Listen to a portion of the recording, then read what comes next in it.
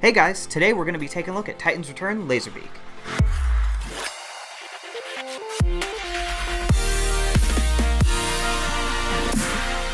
Laserbeak's phone mode is pretty solid, literally. This thing feels so much better put together than the other two phone modes, it isn't even funny. On top of that, there's almost no kibble from the other two modes to speak of, the only exception being the condor head.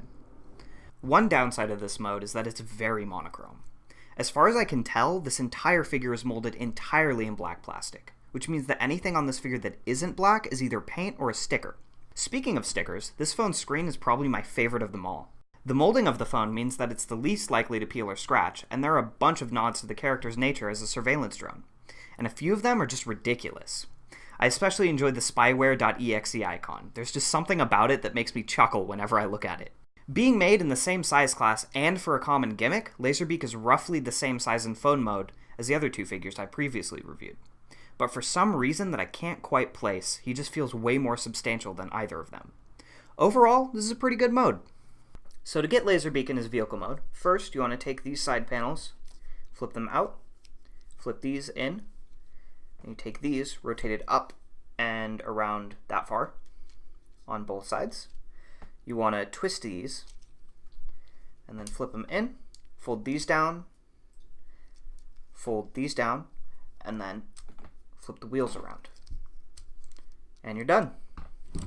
First off, I'm honestly not really sure what this vehicle mode is supposed to be. The best description I have for it is a box on wheels with a cowcatcher on the front and two holes that may or may not be cannons. In theory, this mode isn't that great, but in practice, I kind of love it. The revealed red bits add a nice touch of color, but beyond that, this mode is so similar to his previous mode that there isn't really much else to say about it.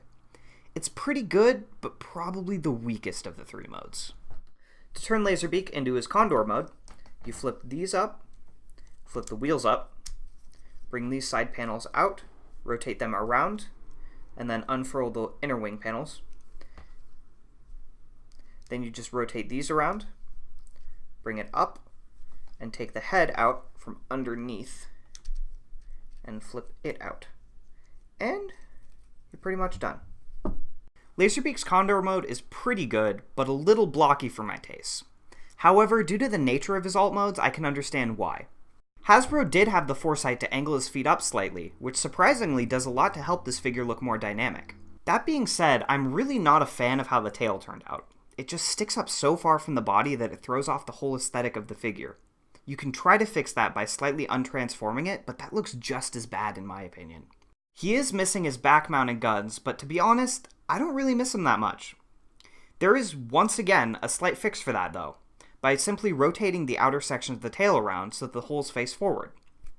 His head sculpt is pretty good, but is it just me, or does it look a little cartoony? I think it appears that way because of the somewhat oversized beak and the overall curvature of the head.